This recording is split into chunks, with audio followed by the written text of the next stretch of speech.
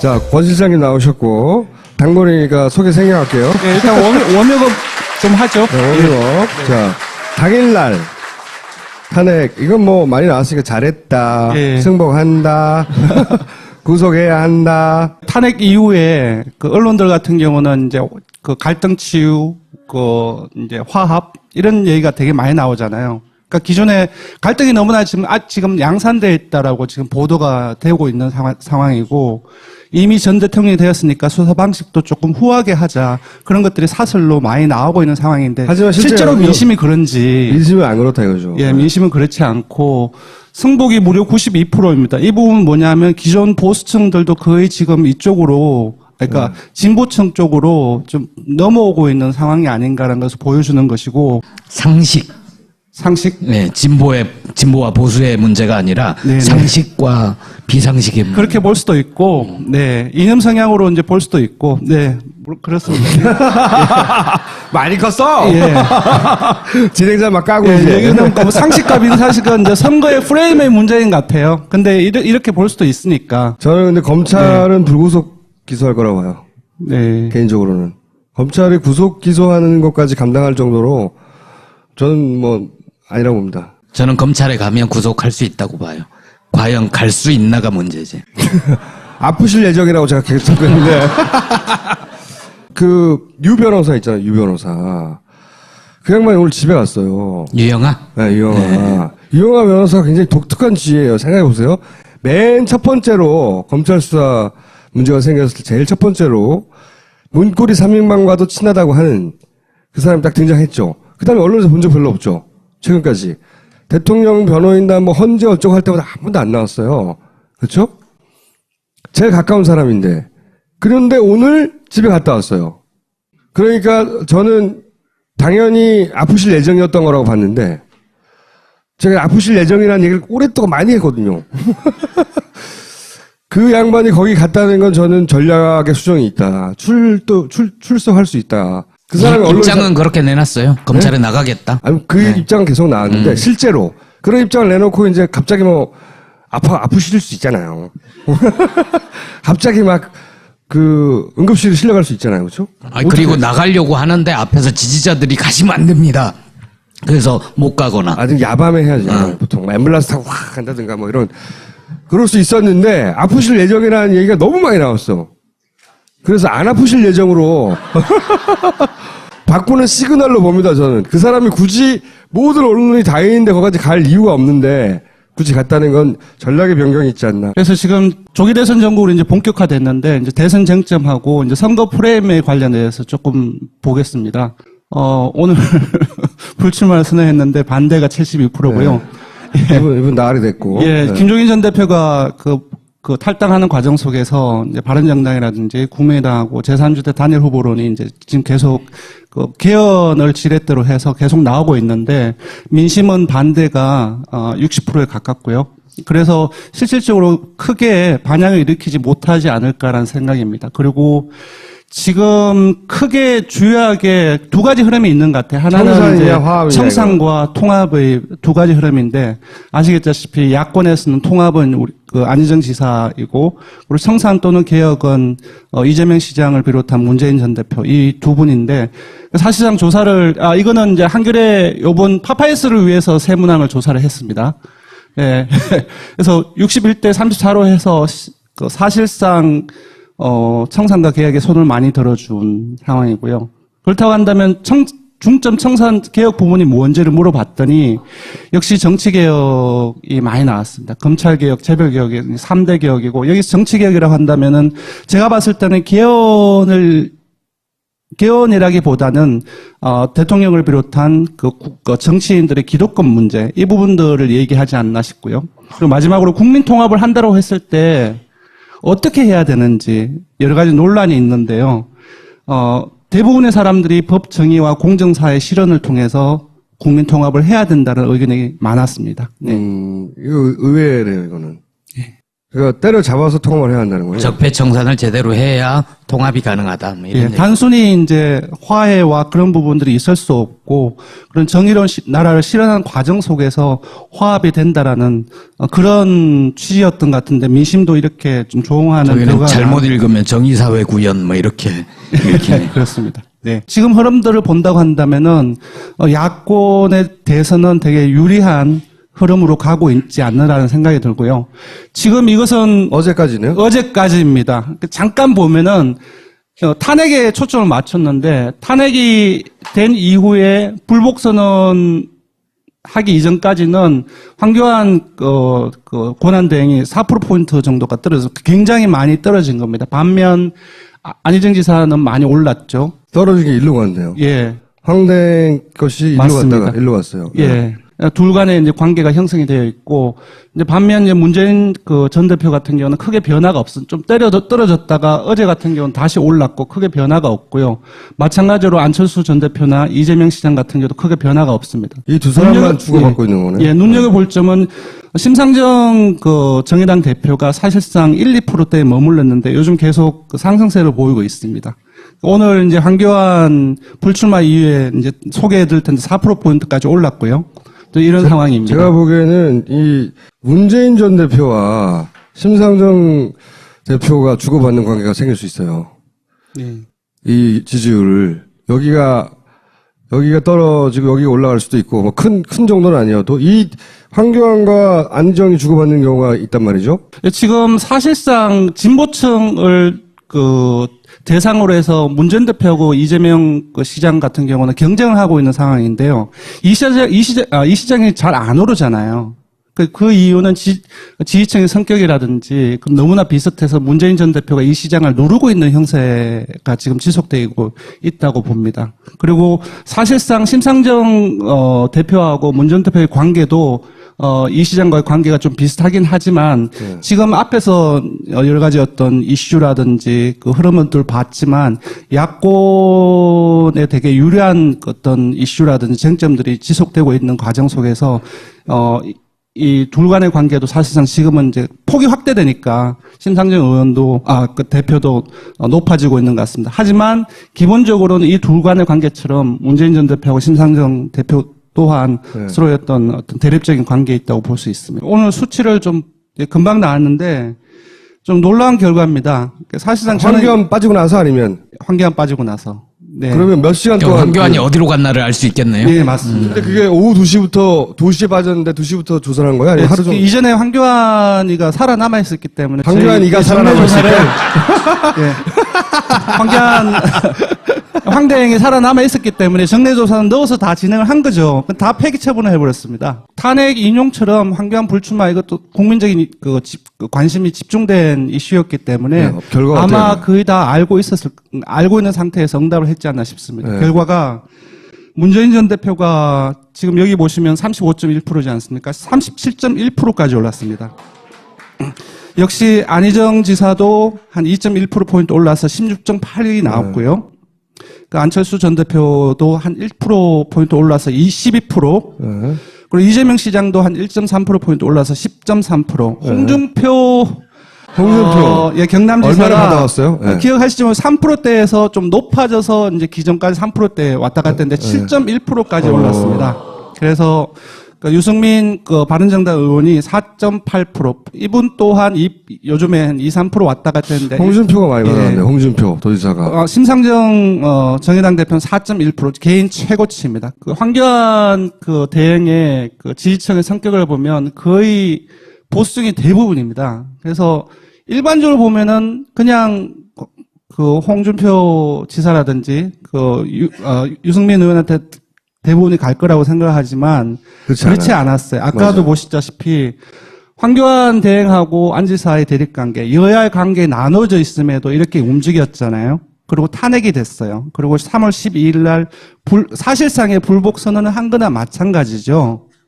또 이러한 어떤 흐름들이 계속되는 과정 속에서 기존의 보수 여권을 지지했던 사람들도 이제는 황교안 대행이 불출마 선언하는 순간 이번 대선 좀 힘들지 않겠나라는 생각이 들고 그분들 나름대로 합리적인 선택을 했다고 봅니다. 저는 차악으로 표현을 하는데 합리적인 선택의 결과가 그래도 차악인 안희정 또는 다른 사람들한테 보수층의 얼마 차악인 갔다고 거예요, 생각이 보수층의. 됩니다. 네, 보수층 입장에서 봤을 때. 네. 그래서 반 정도는 그 홍 지사를 비롯해서 여권 후보들한테 갔고 반보다 조금 더 아까 계산해 보니까 조금 더 야권 후보들한테 갔어요. 검찰 수사가 시작되면 야권에 올라가고 부여권이 떨어질 거라고 보시는 거고. 네, 맞습니다.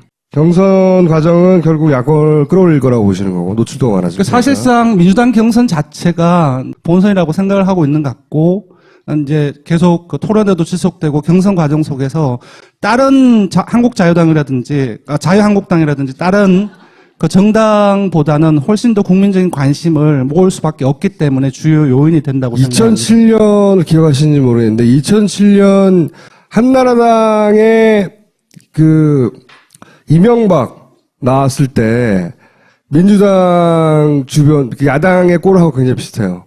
그때 이 난리가 났었거든요. 당이 막 붙었다가 떨어졌다가 몇 개 만들어졌다가 막 구도는 그렇게 보이지만 실제 560만 표가 나는 일은 없을 거예요. 민주당 후보와 네. 격차가 그렇게 크진 않을 것이다. 그렇게 크게 나지 않을 거예요. 이와간 지금 현재 대선 후보 민주당 대선 후보 경선 판도가 어떠냐? 예, 지금 보시면 이제 그 3월 2, 3일 조사하고 일주일 단위로 저희 탄핵 인용 직전에 팔구를 했었고요. 네. 저희 탄핵 인용이 됐을 때 바로 이후에 당일날 조사를 했습니다. 경선에 나는 참여하겠습니다 하는 사람들의 표고. 문 전 대표가 조금씩 그 하락을 하고 반면 안 지사가 조금씩 높아지고 주목할 것은 이재명 시장이 거의 다 따라왔습니다. 많이 차이를 보이다가. 근데 이게 네. 여기 저는 함정이 있다고 봐요. 이 경선 참여 의향층이라는 게 민주당 지지자들이 아닌 혹시 맞습니다. 당신은 경선에 참여하겠습니까? 민주당 지지하지는 않지만 네. 하는 사람들인데 이 사람들은 나는 그렇게 많이 참여하지 않을 거라고 봐요. 예, 저희 실문 문항은 조금 강화를 해서 자원해서 민주당 선거인단 등록을 하시겠습니까? 이렇게 물었는데요.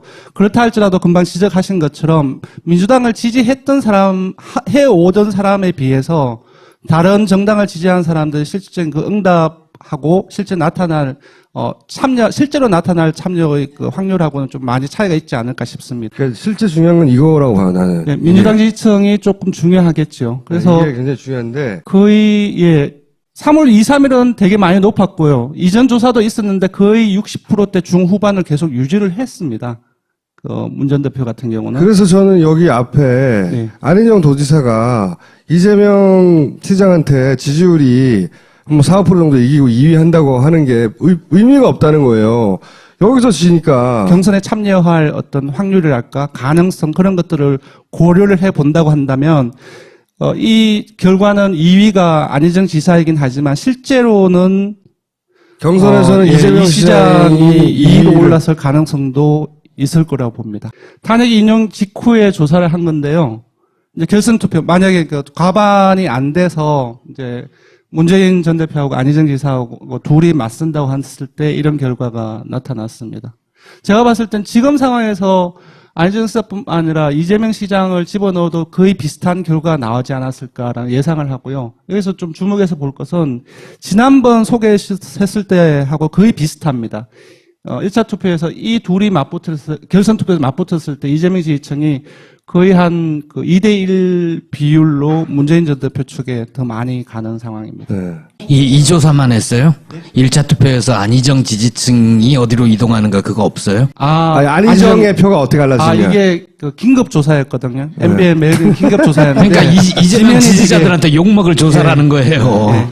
자, 다음 시간에는 그럼 다음부터 거꾸로. 하기로 네. 했습니다. 그걸 좀 다음부터 하기로 했습니다. 예. 의도는 없고요. 네. 그래서 지금 이제 안희정 지사가 주요한 어떤 관심 지점인 것 같아요. 그래서 제가 봤을 땐 기본적으로 민주당 경선은 일반 국민들이 을 대상으로 한 싸움이라기보다는 개혁적인 중도층과 진보층을 대상으로 한 싸움이라고 생각이 들고요. 지지층의 성격을 한번 보시죠. 문재인 전 대표 같은 경우는 중도 진보가 가장 많고요. 안희정 지사라든지 그리고 이재명 시장 또한 조금 차이는 있지만 본인의 지지층조차도 중도 진보로 거의 다 구성이 되어 있습니다.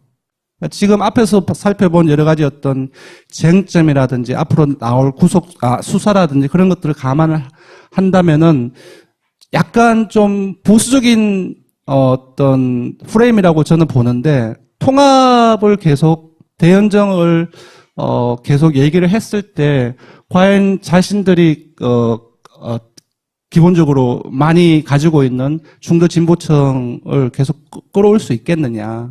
그럴 가능성은 좀 낮지 않나 싶고요. 기본적으로 조금 어떻게 보면 조금 고려를 해 봐야 될 지점이 있지 않나 싶습니다. 네. 뭘 고려해봐요? 예. 아니, 그래서 지금 보면 이제 대연정이라든지 이제 그거는 대개혁하고 대통합으로 조금 변형을 시켜서 얘기를 하고 있는데 어제 토론회에서도 마찬가지로 대연정을 중심으로 얘기를 계속 해오고 있습니다. 이제 확률로 따지자 본다면은 앞으로 이제 계속 나올 여러 가지 쟁점이라든지 그런 흐름들을 봤을 때 네, 1차로 끝날 가능성이 조금 더 높지 않냐 그런 생각이 듭니다. 나는 이 2차까지 가도 좋다고 생각하거든요. 흥행도 되고 충분히. 근데 잘 못하고 있어요. 두 분이. 아쉬워요. 저는 오히려. 추세는 이러합니다. 추세는 이러하고 더 궁금한 것은 3자 대결, 4자 대결 이런 수치는 아직 안 나왔죠.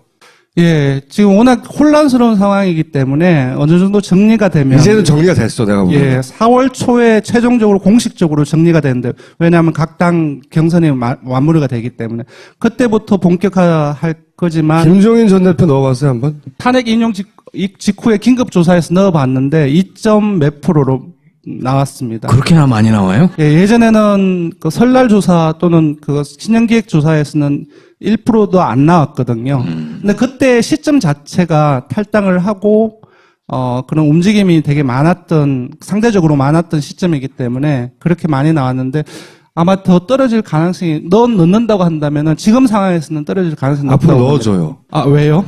웃기게. 그래서 본선으로 가면 이제 지금 거의 보면 이제 민주당 후보와 안철수 후보의 본선 경쟁이 거의 기정사실화 되지 않았나 싶고요. 이제 이렇게 된다고 했을 때 본선으로 간다고 한다면은 그 안 전 대표가 지지율이 높아질 수밖에 없습니다. 그렇죠. 지금 이제 민주당 후보에 또 몰렸던 여권 지지층들이 그 홍준표 도지사의 지지율로 좀 높아질 거예요 아마. 예. 그래서 예전에 저희들이 이제 안 전 대표하고 문 전 대표 가상 대결을 벌여보면은 뭐 되게 많이 차이가 났는데 분명히 이제 본선 구도로 들어가면 되게 많이 좁혀질 것이고 제 생각에는 근데 양자 대결일 때 그런 거죠. 네. 제가 보기에는 문재인, 안철수 양자 대결을 안철수는 원해요. 당연하잖아요. 네. 다른 사람 그러니까 진보 말고 보수 성향, 중도 성향을 다 본인이 흡수할 거라고 생각하고 그것도 한 5대3 차이가 났다면 5대3까지 차이 안 날 거라는 거잖아요. 이제는 앞으로. 네. 근데 둘만 달랑 남지 않는다는 거지 이 판에. 홍준표 그렇죠. 도지사 끝까지 갑니다. 네. 여기 잠시 보시겠습니까? 문재인 전 대표 같은 경우는 보수층이 꼴찌가 아니에요. 2위입니다. 황교안 대행이. 그래서 보수도 문재인을 지지한다는 얘기예요. 예. 분명히 본선으로 간다면은 안철수 전 대표가 좁혀지겠지만 제가 봤을 때는 그렇게 보수층도 완전히 그냥 안철수 전 대표 쪽으로 이동은 하지 않을 거라고 봅니다. 홍준표 7%까지 나왔다고 그랬잖아요. 맞습니다. 예. 7% 나온 걸 확인하고 나면 보수층이 마음 줄 곳이 없어서 황교안 그까지는 안 가도 그 밑에까지는. 네. 그러니까 안철수 전 대표보다는 높아질 가능성이 높아요. 그거는 좀 봐야 될 것 같습니다. 홍준표를 너무 무시하시네. 무시하는 것이 아니라 네. 기본적으로 홍준표 지사가 던지는 그 메시지 자체가 기본적으로 이제 합리적인 보수라기보다는 좀 보수 쪽에서도 아주 강성이지 않습니까? 그렇죠. 그러니까 지지층의 폭도를 보수층 내에서도 저는 넓히기가 10%까지는 상당히 간다고 좀 10%까지. 어려운 메시지가 되게 많이 나오고 있고 그런 것들을 봤을 때 10%포인트로 훨씬 넘어서 15% 간다든지 이렇게 되기는 좀 어려운 점이 있지 않을까라는 생각이 10%까지는 들고요. 충분히 간다고 봐요. 그렇다고 10%까지 간다고 한다면 안철수 전 대표도 가만히 있지 않을 거니까 홍준표가 3등까지는 간다고 봅니다. 내기할까요? 내기하죠. 예. 안티도 엄청 강해요. 네. 한교안 대행에 대해서 반대가 이만큼 강한 것처럼 네. 홍 도지사도 안티가 워낙 강해가지고 되기는 어려워요. 하지만 팬덤을 만드는 부분이 있어요. 그 사람도. 네. 그 정도. 포기할 수 없는 만큼의 지지율. 그러니까 오늘 잠시 봤는데 그 문재인 전 대표의 대구 경북 지지율이 다시 1위로 올랐습니다. 무주공산이 됐으니까. 예. 저 홍 지사하고는 차이가 많이 나요. 물론 좁혀지고 간혹 가다가 홍 지사가 TK에서 1위가 될 수는 있을 것 같아요. 보수청에서도 비호감이 높아요. 근데 또.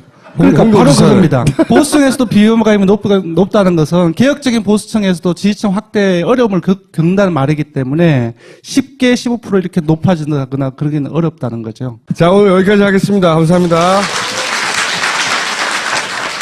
자, 권 실장님 나오셨고, 당번이가 소개 생략할게요. 네, 일단 워밍업 좀 하죠. 네, 워밍업. 자, 당일날 탄핵. 이건 뭐 많이 나왔으니까 잘했다. 예. 승복한다.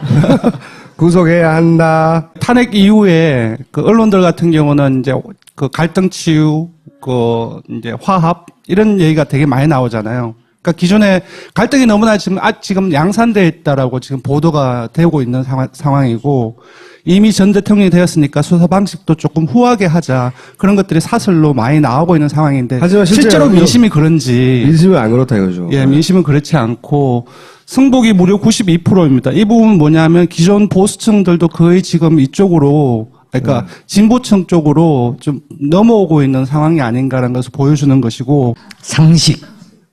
네, 진보와 보수의 문제가 아니라 네네. 상식과 비상식의 문제. 그렇게 볼 수도 있고, 네 이념 성향으로 이제 볼 수도 있고, 네 그렇습니다. 많이 컸어! 예. 진행자 막 까고 예, 이제. 여기는 뭐 상식과 비상식은 이제 선거의 프레임의 문제인 것 같아요. 근데 이렇게 볼 수도 있으니까. 저는 근데 검찰은 불구속 기소할 거라고 봐요. 네. 개인적으로. 지금 이것은 어제까지는. 어제까지입니다. 잠깐 보면은 탄핵에 초점을 맞췄는데 탄핵이 된 이후에 불복선언 하기 이전까지는 황교안 권한대행이 4%포인트 정도가 떨어져서 굉장히 많이 떨어진 겁니다. 반면 안희정 지사는 많이 올랐죠. 떨어진 게 일로 갔네요. 예. 황댕 것이 일로 맞습니다. 갔다가 일로 갔어요. 예.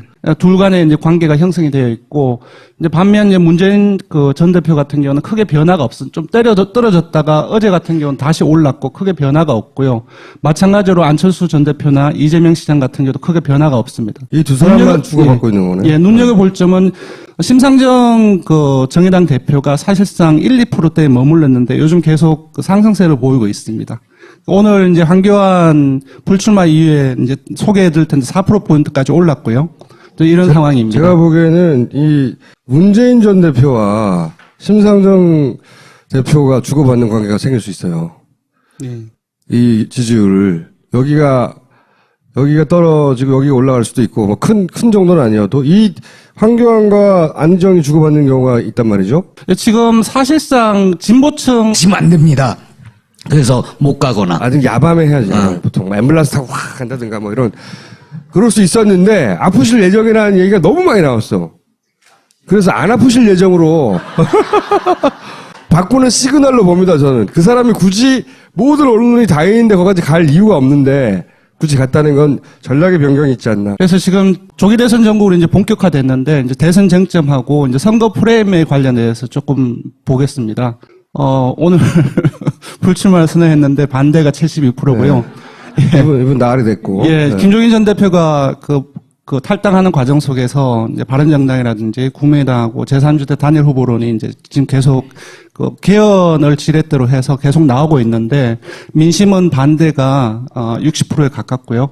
그래서 실질적으로 크게 반향을 일으키지 못하지 않을까라는 생각입니다. 그리고 지금 크게 주요하게 두 가지 흐름이 있는 것 같아요. 하나는 이제 청산이냐, 화합이냐, 청산과 통합의 두 가지 흐름인데 아시겠다시피 야권에서는 통합은 우리 안희정 지사이고 그리고 청산 또는 개혁은 이재명 시장을 비롯한 문재인 전 대표 이 두 분인데 사실상 조사를 이거는 이제 한겨레 요번 파파이스를 위해서 적으로는 검찰이 구속 기소하는 것까지 감당할 정도로 저는 뭐 아니라고 봅니다. 저는 검찰에 가면 구속할 수 있다고 봐요. 과연 갈 수 있나가 문제지. 아프실 예정이라고 제가 계속 듣고 있는데. 유 변호사 있잖아요, 유 변호사. 그 양반이 오늘 집에 갔어요. 유영아? 네, 유영아. 유영아 변호사가 굉장히 독특한 지혜예요. 생각해보세요. 맨 첫 번째로 검찰 수사 문제가 생겼을 때 제일 첫 번째로 문고리 3인방과도 친하다고 하는 그 사람이 딱 등장했죠. 그 다음에 언론에서 본 적 별로 없죠. 최근까지. 대통령 변호인단 뭐 헌재 어쩌고 할 때마다 한 번도 안 나왔어요. 그렇죠? 제일 가까운 사람인데. 그런데 오늘 집에 갔다 왔어요. 그러니까 저는 당연히 아프실 예정이었던 거라고 봤는데 제가 아프실 예정이라는 얘기를 오랫동안 많이 했거든요. 그 양반이 거기 갔다는 건 저는 전략의 수정이 있다. 출석할 수 있다. 그 사람이 입장은 그렇게 내놨어요. 검찰에 나가겠다. 아니, 그 입장은 계속 나왔는데, 실제로. 그런 입장을 내놓고 이제 갑자기 뭐, 아프실 수 있잖아요. 갑자기 막, 응급실에 실려갈 수 있잖아요. 그렇죠? 그리고 나가려고 하는데 앞에서 지지자들이 상을 조사를 했습니다. 예. 그래서 61대 34로 해서 사실상 청산과 개혁에 손을 많이 들어준 상황이고요. 그렇다고 한다면 중점 청산 개혁 부분이 뭔지를 물어봤더니 역시 정치 개혁이 많이 나왔습니다. 검찰 개혁, 재벌 개혁이 3대 개혁이고 여기서 정치 개혁이라고 한다면은 제가 봤을 때는 개헌이라기보다는 대통령을 비롯한 그 정치인들의 기득권 문제 이 부분들을 얘기하지 않나 싶고요. 그리고 마지막으로 국민 통합을 한다고 했을 때 어떻게 해야 되는지 여러 가지 논란이 있는데요.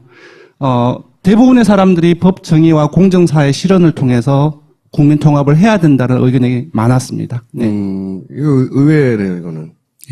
그러니까 때려잡아서 통합을 해야 한다는 거예요. 적폐청산을 제대로 해야 통합이 가능하다. 뭐 이런 얘기. 단순히 이제 화해와 그런 부분들이 있을 수 없고 그런 정의로운 나라를 실현하는 과정 속에서 화합이 된다라는 그런 취지였던 것 같은데 민심도 이렇게 좀 조응하는 저희는 결과가 잘못 읽으면 정의사회 구현 뭐 이렇게 읽히네. 그렇습니다. 네. 지금 흐름들을 본다고 한다면은 야권에 대해서는 되게 유리한 흐름으로 가고 있지 않느라는 생각이 들고요.